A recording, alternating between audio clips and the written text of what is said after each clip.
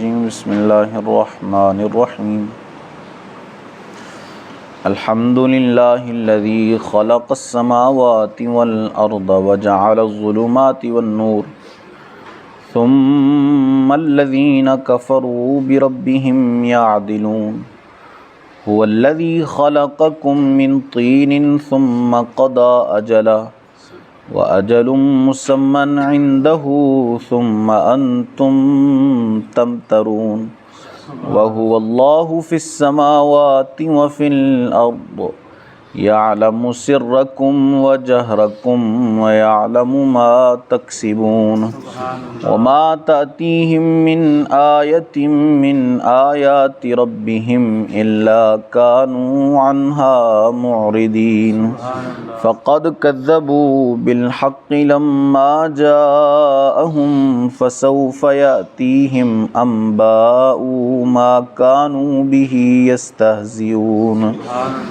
أَلَمْ يَرَوْا كَمْ أَهْلَكْنَا مِنْ قَبْلِهِمْ مِنْ قَرْنٍ مَكَّنَّاهُمْ فِي الْأَرْضِ مَا لَمْ نُمَكِّنْ لَكُمْ وَأَرْسَلْنَا السَّمَاءَ عَلَيْهِمْ مِدْرَارًا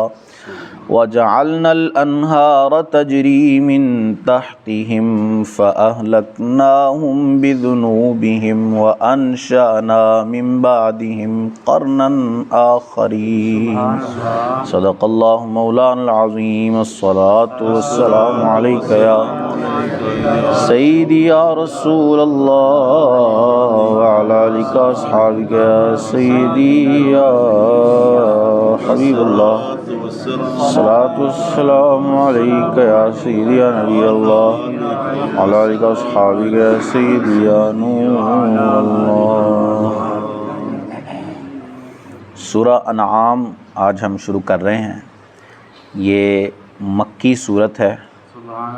اور اس صورت میں 20 رکوع اور 165 آیتیں ہیں۔ سیدنا ابن عباس رضی اللہ تعالیٰ عنہ سے روایت ہے، آپ فرماتے ہیں کہ یہ ساری مکمل جو صورت ہے ایک ہی رات کے اندر مکہ شریف میں نازل کی گئی، اور اس کے ساتھ 70,000 فرشتے اترے جب یہ صورت نازل کی گئی، اور وہ فرشتے جو ہے وہ اللہ کی تسبیح اور تحمید کر رہے تھے، یعنی اللہ کی تسبیح اور حمد بیان کر رہے تھے۔ اور جب یہ صورت نازل ہوئی تو میرے آقا صلی اللہ تعالیٰ علیہ وسلم سبحان ربی العظیم کہتے ہوئے سجدے میں تشریف لے گئے۔ تو اس صورت کی جو پہلی آیت ہے اس کے اندر اللہ عز و جل ارشاد فرماتا ہے، الحمدللہ الذی خلق السماوات والارض، سب خوبیاں اللہ کو ہیں جس نے آسمان اور زمین بنائے، وجعل الظلمات والنور، اور اندھیرے اور روشنی پیدا کی، ثم الذین کفروا بربہم یعدلون، اس پر کافر لوگ اپنے رب کے برابر ٹھہراتے ہیں۔ یہاں سیدنا کعب احبار رضی اللہ تعالیٰ عنہ سے اس آیت کے بارے میں روایت ہے کہ کعب احبار چونکہ پہلے یہودی تھے اور توریت کے بھی عالم تھے، اور بعد میں مسلمان ہوئے اور قرآن پاک کے بھی بڑے عالم بنے، تو آپ کہتے ہیں کہ توریت شریف کے اندر سب سے پہلی جو آیت ہے وہ یہی والی آیت ہے جو اس سورت کی پہلی آیت مبارکہ ہے۔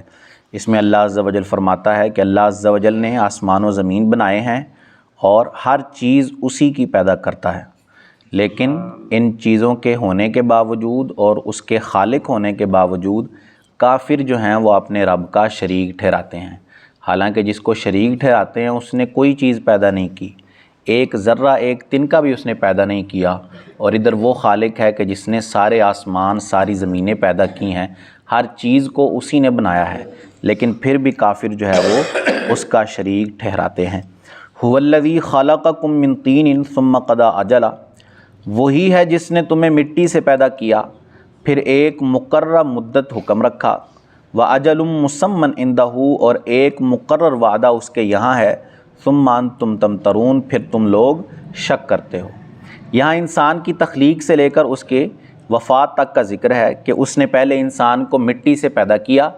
پھر اس کی عمر کا ایک مقررہ وقت رکھا کہ ایک وقت آئے گا جب انسان کی عمر ختم ہو جائے گی اور وہ اس دنیا سے چلا جائے گا، پھر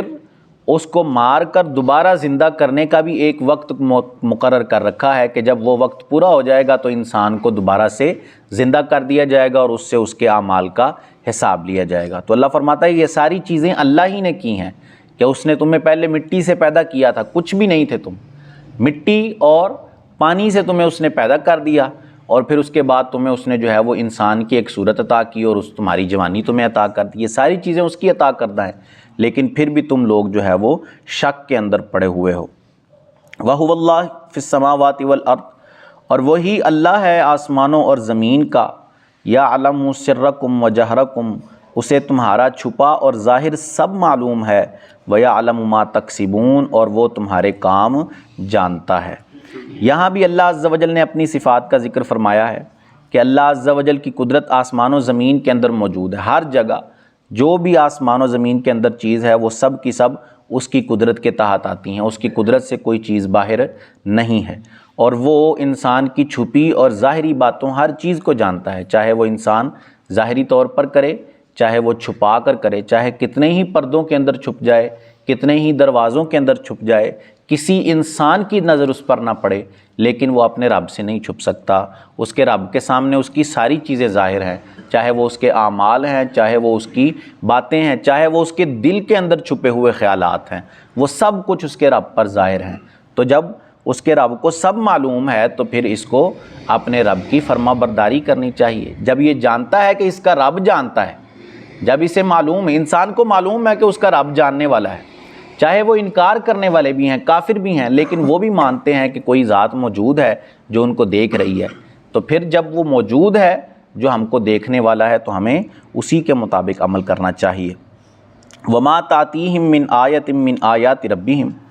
اور ان کے پاس کوئی بھی نشانی اپنے رب کی نشانیوں سے نہیں آتی، إِلَّا كَانُوا عَنْهَا مُعْرِضِينَ، مگر یہ اس سے منہ پھیر لیتے ہیں۔ فَقَدْ كَذَّبُوا بِالْحَقِّ لَمَّا جَاءَهُمْ، تو بے شک انہوں نے حق کو جھٹلا دیا جب ان کے پاس آیا۔ فَسَوْفَ يَأْتِيهِمْ أَنبَاءُ مَا كَانُوا بِهِ يَسْتَهْزِئُونَ، تو اب انہیں خبر ہوا چاہتی ہے اس چیز کی جس کا یہ مذاق اڑایا کرتے تھے۔ یہاں کافروں کی حالت بیان کی گئی ہے کہ کفار مکہ کے پاس جب بھی حضور علی وقار صلی اللہ علیہ وسلم کوئی نشانی لے کر آتے، کوئی معجزہ انہیں دکھاتے، قرآن کی کوئی آیت پڑھ کے سناتے، تو وہ ہر دفعہ یہی کہتے کہ یہ تو جادو ہے، یہ تو شاعر ہے، شعر و شاعری ہے، اس طرح کی باتیں حضور کو کہتے اور حضور کی بات کو جھٹلا دیا کرتے۔ تو اللہ فرماتا ہے آخر میں آیت کے کہ اب ان کے پاس ان چیزوں کی خبر آن پہنچے گی جن کا یہ مذاق اڑایا کرتے تھے، یعنی قیامت کو مذاق سمجھتے تھے، مرنے کے بعد دوبارہ زندہ ہو جانے کو مذاق سمجھتے تھے، تو اللہ فرماتا ہے کہ عن قریب اب ان کے پاس وہ معاملہ آنے والا ہے، تو جب یہ آنکھوں سے دیکھ لیں گے اس معاملے کو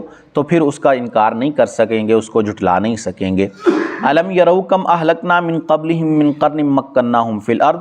کیا انہوں نے نہ دیکھا کہ ہم نے ان سے پہلے کتنی بستیاں ہلاک کر دیں زمین کے اندر، ما لم نمکن لکم، ہم نے تمہیں وہ جماؤ دیا جو ان کو نہ دیا تھا، وارسلنا السماء علیہم مدرارا، اور ان پر موسلا دھار پانی بھیجا، وجعلنا الانہار تجری من تحتہم، اور ان کے نیچے نہریں بہائیں، فاہلکناہم بذنوبہم، تو انہیں ہم نے ان کے گناہوں کے سبب ہلاک کر دیا، وانشأنا من بعدہم قرنا آخرین، اور ان کے بعد والی قومیں دوبارہ سے پیدا فرمائیں۔ پیچھے اللہ عز و جل نے اپنی قدرت کے دلائل بیان فرمائے تھے اور ان دلائل کے ذریعے کفار کو سمجھایا تھا کہ انہیں اپنے کفر سے، شرک سے باز آ جانا چاہیے، اور یہاں جو ہے وہ مشاہدے کے طور پر کفار کو سمجھایا جا رہا ہے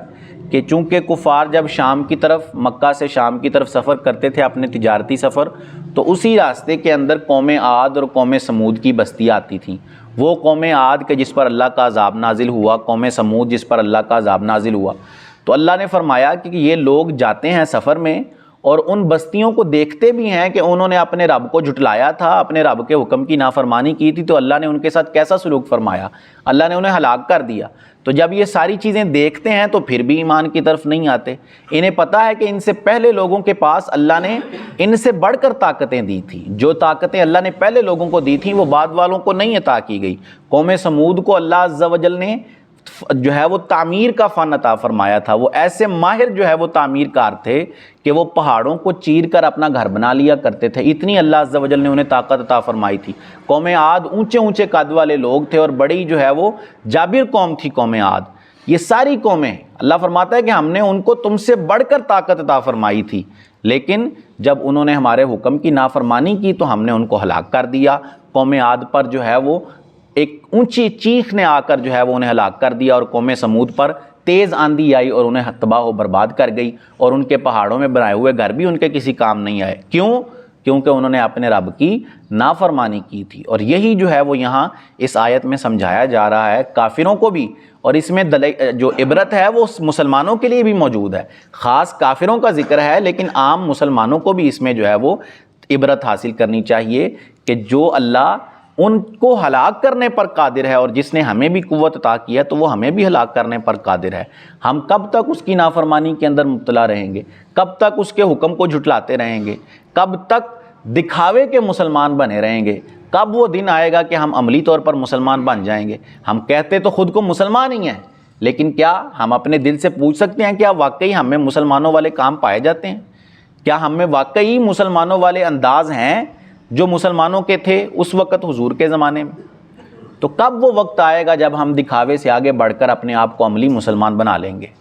ہمیں یہ چیزیں بتائی جاتی ہیں، قرآن پاک کے اندر پچھلی امتوں کا تذکرہ کیا جاتا ہے، ان پر عذاب نازل ہونے کی باتیں بتائی جاتی ہیں۔ کس لیے؟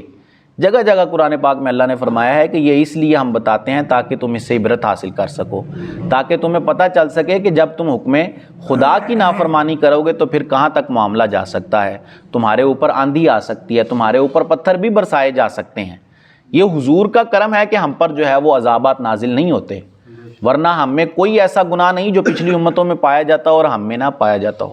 آپ گنتے آئیں آدم علیہ السلام سے لے کر عیسیٰ علیہ السلام تک، جو ان امتوں میں گناہ پائے جاتے تھے وہ سب سے بڑھ کر ہمارے اندر پائے جاتے ہیں۔ آپ قوم سمود کو دیکھ لیں، قوم عاد کو دیکھ لیں، آپ حضرت شعیب علیہ السلام کی قوم کو دیکھ لیں، قوم موسیٰ دیکھ لیں، قوم لوط دیکھ لیں، قوم عیسیٰ دیکھ لیں، سب کے اندر جو گناہ تھے وہ آج ہمارے اندر رائج ہیں۔ قوم شعیب جو ہے وہ ناپ تول میں کمی کے اندر مبتلا تھی، انہیں حضرت شعیب نے کہا کہ اپنے ناپ تول میں کمی نہ کیا کرو۔ آج آپ دیکھیں ہمارے اندر موجود ہے ناپ تول میں کمی، لوگ کرتے ہیں۔ قوم سمود جو ہے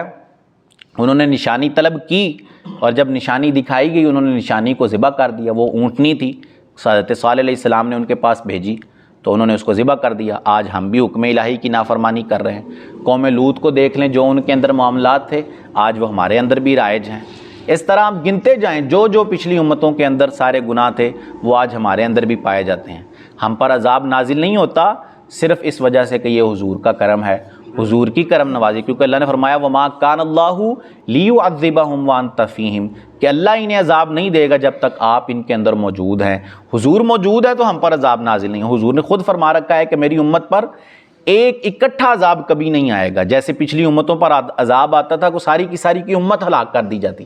لیکن حضور کی امت پر اکٹھا عذاب کبھی آنے والے نہیں ہیں، لیکن فردی طور پر ایک خاص فرد پر عذاب ضرور نازل ہو سکتا ہے، شکلیں بھی بگاڑی جائیں گی، پتھر بھی برسائے جائیں گے، اکٹھا عذاب نہیں آئے گا پوری امت پر، یہ حضور کا وعدہ ہے۔ لیکن عذاب آنے والا ضرور ہے خاص شخص پر، کہ اس کا گناہ اتنا ہو جائے گا کہ اللہ اس پر عذاب نازل فرمائے گا، اس ایک خاص فرد پر بھی عذاب نازل ہو سکتا ہے۔ تو ہمیں جو ہے وہ یہ ساری باتیں ہماری عبرت کے لیے، ہم یہ دیکھتے ہیں کہ شاید اس میں کافروں کا چونکہ تذکرہ ہے تو بس کافروں سے ہی بات ہو رہی ہے۔ قرآن پاک کے بارے میں علماء کہتے ہیں کہ اس کی آیتیں پڑھتے ہوئے بندہ یہ غور کرے کہ اس کی ہر آیت میں مجھے ہی حکم دیا جا رہا ہے، پھر بندہ اس سے عبرت حاصل کر سکا ہے۔ جب وہ پڑھے اور دیکھے کہ یہ جو آیت کہی گئی ہے اس میں مجھے بتایا گیا ہے، اس میں خاص مجھے حکم دیا گیا ہے کہ یہ کام کرو اور اس کام سے باز آ جاؤ، جب بندہ اس طرح پڑھنا شروع کرے گا تو پھر جو ہے وہ ضرور اس سے عبرت حاصل کر سکے گا۔ اور یہ سارے کا سارا عبرت کا ہی سامان ہے، اور جو اس سے عبرت حاصل کر کے نیکیوں کی طرف آ جائے تو وہ بندہ کامیاب ہو گیا، اس بندے کی ہاتھ فلاح آ گئی۔ اللہ عز و جل سے دعا ہے کہ اللہ عز و جل ہمیں عمل کی توفیق عطا فرمائے، آمین بجاہ خاتم النبیین صلی اللہ علیہ وسلم۔ اللہم صلی علی سیدنا و مولانا محمد معدن الجود والکرم وآلہ وبارک وسلم۔ مالک کریم عز و جل نماز فجر ادا کرنا، درس کرنا، سننا اپنی بارگاہ میں قبول فرما، غلطیاں کوتاہیاں اپنے فضل و کرم سے معاف فرما، جو درس ہوا اس کو یاد رکھنے، اس پر عمل کرنے، آگے دوسروں تک پہنچانے کی توفیق عطا فرما۔ ہم سب کی، ہمارے ماں باپ کی اور رسول کریم صلی اللہ علیہ وسلم کی ساری امت کی بخشش فرما۔ ہم سب کو خلوص و استقامت سے 5 وقت باجماعت نماز پڑھنے کی توفیق عطا فرما۔ ہم سب پر اپنی نظر رحمت فرما، ہم سب کا خاتمہ بالایمان فرما۔ سبحان ربک رب العزت عما یصفون وسلام علی المرسلین والحمد للہ رب العالمین، وصلی اللہ تعالی علی رسولہ خیر خلقہ محمد وعلی آلہ واصحابہ اجمعین برحمتک یا ارحم الراحمین۔